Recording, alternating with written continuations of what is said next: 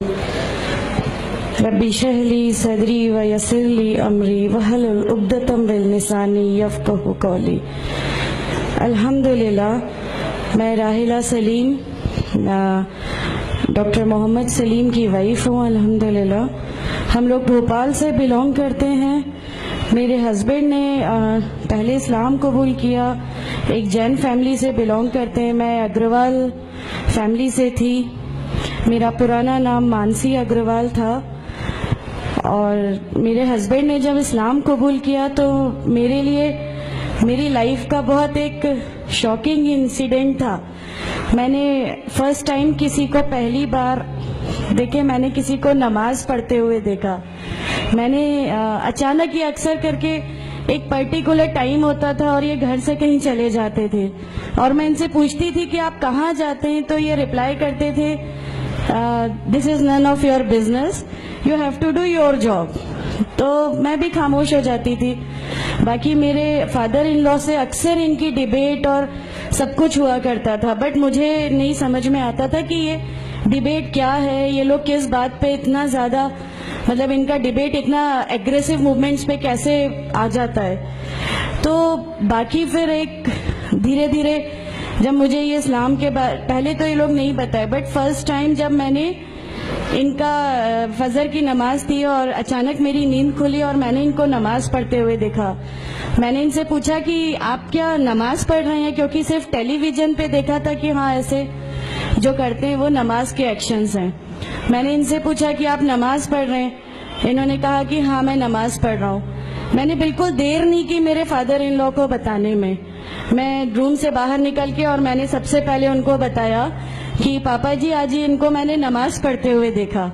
تو انہوں نے مجھ سے کہا کہ ٹھیک ہے خاموش رہو، ابھی کسی سے کہنا نہیں، ہم دیکھیں گے کیا کر سکتے ہیں۔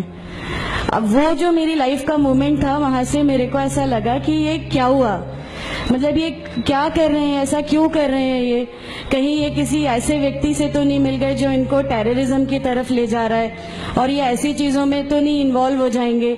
ایک بہت بڑا ڈر جو میرے اندر تھا وہ، اور on that time I was pregnant, تو میرے کو ایک بہت کھلبلی سی لگی رہتی تھی کہ یہ کیا چل رہا ہے، یہ کیا چل رہا ہے۔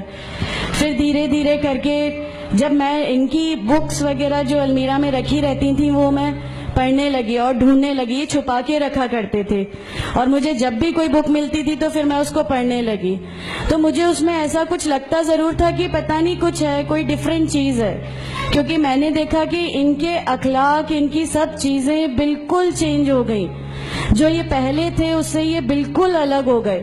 تو مجھے ایسا پرسنلی لگتا تھا کہ اس پلیٹ فارم نے ان کو ایسا کیا دیا جو میرے ہسبینڈ کو بالکل چینج کر کے رکھ دیا۔ مطلب الحمدللہ یہ اس سمے کوشش کرتے تھے کہ جو نبی کی سنتیں ہیں، جو ہمارے نبی صلی اللہ علیہ وسلم نے کیا، اپنی وائف کی مدد کرنا، اپنی وائف کے ساتھ کس طرح اس کے حقوق کی ادائیگی کرنا، یہ سب کچھ وہاں الحمدللہ کرنے لگے۔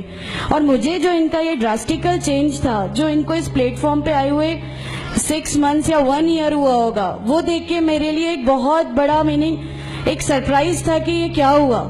پھر اس کے بعد مجھے لگا کہ نہیں، میں بھی اب اس کو جانتی ہوں، میں بھی اب پڑھوں گی، اور پھر میں اپنے فادر ان لا اور ان کی ڈیبیٹ سننے لگی۔ تو جینزم میں گاڈ کانسیپٹ ہے ہی نہیں۔ ہر وہ ویکتی جو بہت زیادہ علم حاصل کر لیتا ہے، بہت زیادہ نالج حاصل کر لیتا ہے، تو وہ ایک لمٹ پر آ کر نعوذ باللہ گاڈ کا وہ مقام حاصل کر لیتا ہے، اور لوگ اسی کی پھر پوجا کرنے لگتے ہیں، اسی کی ورشپ کرنے لگتے ہیں۔ تو میرے دماغ میں اگروال فیملی سے تھی، تو میرے دماغ میں تھا کہ نہیں، ہمارے جو بھگوان ہیں وہ 3-4 ہاتھ والے ہیں، ان کا کیا ایک ہی گاڈ ہے جس کو جا کے آپ کو پوجنا ہے؟ تو نہیں، میں ان سے تو کچھ نہیں مانگوں گی، 3-4 ہاتھ والے بھگوان ہی ہوتے ہیں، یہ نہیں کچھ وہ ایسا رکھتے۔ تو وہاں سے ایک تھوڑا سا ڈسٹریکشن میرے کو گاڈ کانسیپٹ کا آیا، اور ایشور ہے جو اس دنیا کو چلا رہا ہے، یہ ہمیشہ میرے ایک ذہن میں رہتا تھا۔ تو مجھے میرے فادر ان لا کہیں نہ کہیں اس پلیٹ فارم پہ آ کے غلط لگنے لگے کہ نہیں، یہ جو کہہ رہے ہیں وہ صحیح ہے، اور ان کی جو ڈیبیٹ ہے اس کا اینڈ جو ہے وہ یہ صحیح ہے۔ پھر دھیرے دھیرے کر کے مجھے ان کی چیزوں پہ یقین آنے لگا الحمدللہ۔ پھر ہمارے ایک فیملی فرینڈ ہیں، ان کے یہاں یہ مجھے لے گئے۔ وہاں پر کسی نے مجھ سے کہا کہ میں بہت بزرگ ہو چکا ہوں، کلیم صدیقی صاحب ہیں، مجھے ان کا نام دھیان نہیں ہے اچھے سے، بٹ انہوں نے مجھ سے کہا بیٹا میں بہت بزرگ ہو چکا ہوں, میں چاہتا ہوں تم کلمہ پڑھ لو, میری زندگی رہے نہ رہے, میں آپ سے ملوں نہ ملوں, تو آپ کلمہ پڑھ لو. تو الحمدللہ میں نے کلمہ پڑھ لیا. کلمہ پڑھنے کے بعد بھی جب ہم گھر لوٹ رہے تھے تو میں نے ان سے کہا کہ میں نے صرف ابھی کلمہ پڑھا, ابھی آپ یہ مت سمجھیے گا کہ میرے کو سب سمجھ میں آ گیا اور میں اس چیز کو مان لوں گی. انہوں نے کہا نہیں, تمہاری مرضی, کسی میں کوئی فورس نہیں ہے. تو الحمدللہ اللہ تعالیٰ کا احسان ہے, اس کلمے کی طاقت تھی. اور یہ ہمیشہ کہتے تھے تمہیں کوئی دعا مانگنی ہے تو تہجد میں مانگا کرو, تہجد کا جو ٹائم ہوتا ہے وہ بہت قیمتی ہوتا ہے اور اس میں اللہ تعالیٰ سب کی دعائیں قبول کرتا ہے. انہوں نے مجھے ایک دعا سکھائی تھی کہ تم ایک دعا مانگو کہ یا میرے رب اگر میرا ہسبینڈ غلط راستے پر ہے تو اس کو صحیح راستے پہ لیا, اور اگر میں غلط راستے پہ ہوں تو مجھے صحیح راستہ دکھا دے. الحمدللہ میں یہ دعا کنٹینیو مانگتی تھی. ایک بار میری نیند الحمدللہ تہجد میں کھلی اور بس میں نارمل جیسے ایک دھیان کرتے ہیں ویسا میں بیٹھ گئی اور اپنے آپ اچانک دل چاہا کہ بس سجدہ کروں. میری زندگی کا وہ پہلا سجدہ تھا اور اس بہت لمبا سجدہ تھا, اور اس سجدے میں نے میرے رب سے کیا کیا مانگ لیا مجھے بھی نہیں یاد ہے. اور اس سمے مجھے ایسا فیل ہو رہا تھا جیسے اللہ تعالیٰ خود مجھ سے بات کر رہا ہے, اللہ میرے سوالوں کا جواب خود دے رہا ہے. الحمدللہ بس اس کے بعد تو ایسا لگا کہ نہیں, اسلام حق ہے اور اسلام پہ ہی چلنا ہے.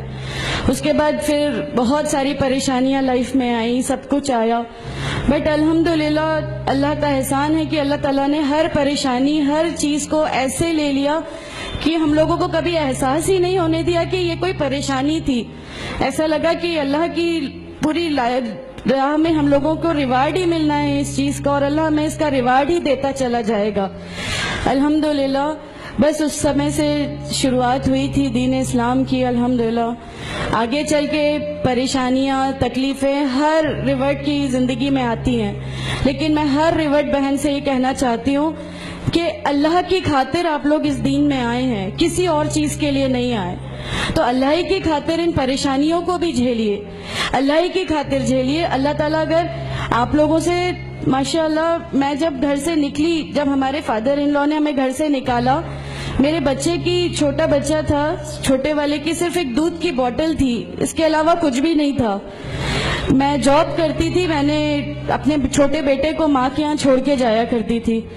میرے ممی پاپا بہت زیادہ ہم لوگوں سے ڈیٹیچ نہیں ہوئے تھے, ایک محبت تھی ان کو ہم سے, تو اس محبت کے کارن ان لوگوں نے کبھی ہمارا اس لیول تک اپوز نہیں کیا جو ان لاز کی طرف سے آیا. تو جب میں میرے مائکے گئی اور میں نے اپنے بچے کو لیا اور میں نے کہا کہ ماں ہم نے وہ گھر چھوڑ دیا, ہمیں اس گھر سے ان لوگ نکالے, ایسا کر کے. ماں ہے, بہت روئی, تم لوگ کیوں ایسا کر رہے ہو, کیا کرو گے, کیسے رہو گے, دونوں چھوٹے بچے ہیں, کیا ہوگا. میں نے کہا کہ ماں آپ صرف ایک ماں ہو نا, وہ مجھے 70 ماؤں کے برابر محبت کرتا ہے, تو جو رب مجھے میری 70 ماؤں کے برابر محبت کرتا ہے وہ کیسے اس دنیا میں مجھے رسوا کر سکتا ہے.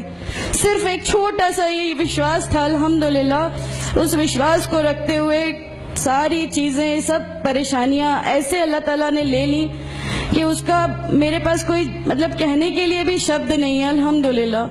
اور میں آپ لوگوں سے سب سے گزارش کرتی ہوں, اور اگر اللہ نے مجھے آپ لوگوں کی ایک ایسی بہن بنا دیا جو آپ کی پریشانیاں, آپ کی ہر اس میں, ہمارا گھر, ہماری سب کچھ الحمدللہ آپ کے لیے ہے, کیونکہ ہم لوگ ٹھان کے بیٹھے ہیں ہمارا جینا مرنا, ہماری نمازیں, ہمارا سب کچھ صرف اللہ کے لیے ہے, اور یہی لے کے ہم کو جانا ہے. کوئی جواب ہمیں نہیں ملے گی. السلام علیکم ورحمۃ اللہ وبرکاتہ.